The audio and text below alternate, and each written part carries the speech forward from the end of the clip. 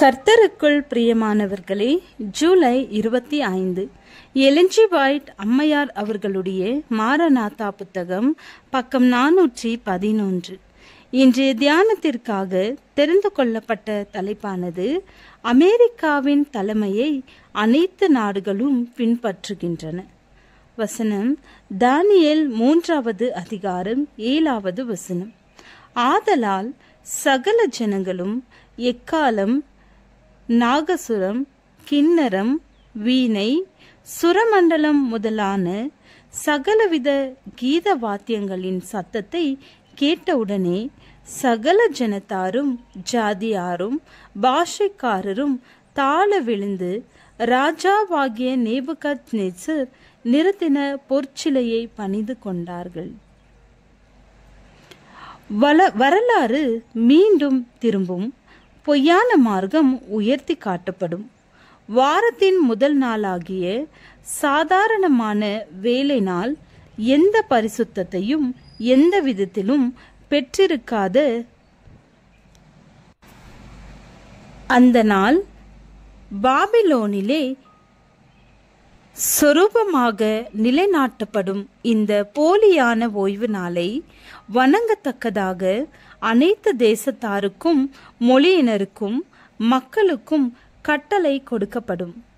படைப்பின் நினைவு சின்னமாக இந்த உலகிற்கு கொடுக்கப்பட்ட தேவனால் அமைக்கப்பட்ட காரியத்தில் மக்களை எண்ணமற்று போக செய்ய வேண்டும் என்பதே சாத்தானின் திட்டமாகும். இந்த நாளின் தொழுகையை நடைமுறைப்படுத்தும் சட்டம் உலகம் முழுவதிலும் செல்லும். மார்க்க சுதந்திரமுள்ள நாடாகிய அமெரிக்கா போப்புடன் இணைந்து மனசாட்சியை கட்டுப்படுத்தவும் பொய்யான ஓய்வு நாளை மனிதர் மேன்மைப்படுத்தவும் வேண்டுமென்றும் கட்டாயப்படுத்தும். இவ்வுலகத்தின் அனைத்து நாடுகளிலும் உள்ள மக்களும் அவருடைய முன்மாதிரியை பின்பற்றத்தக்கதாக வழிநடத்தப்படுவார்கள். அமெரிக்க ஐக்கிய நாட்டின் முன்மாதிரியை அனைத்து வெளிநாடுகளும் பின்பற்றும். அவள் முன்னின்று வழி நடத்திய போதிலும் உலகத்தின் அனைத்து பகுதிகளிலும் உள்ள நமது மக்கள் மீது இதே நெருக்கடி வரும். நாடுகள் தங்களது மைய பகுதி வரைக்கும் அசைக்கப்படும்.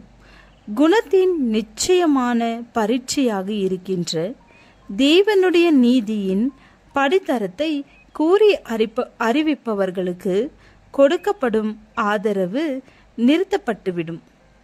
நாட்டின் மன்றங்களின் சட்டங்களுக்கு தலைவணங்க மறுத்து பாவ மனிதனால் ஏற்படுத்தப்பட்ட ஓய்வு நாளை உயர்த்துவதற்காக ஏற்படுத்தப்பட்டுள்ள நாட்டின் சட்டங்களுக்கு கீழ்ப்படியாமல் இருப்பவர்களுக்கும் தேவனுடைய பரிசுத்த நாளை புறக்கணிக்க மறுப்பவர்களும் போப்புவின் வல்லமையின் கடுமையை மாத்திரமல்ல, புரொட்டஸ்டன்ட் உலகத்தினருடைய மற்றும் மிருகத்தின் முத்திரையின் கொடூரத்தையும் உணர்வார்கள்.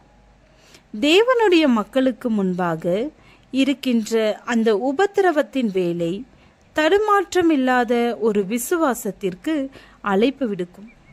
அவர் மாத்திரமே தங்களது தொழுகைக்குரியவர் என்பதை அவரது மக்கள் நிச்சயமாக வெளிப்படுத்த வேண்டும்.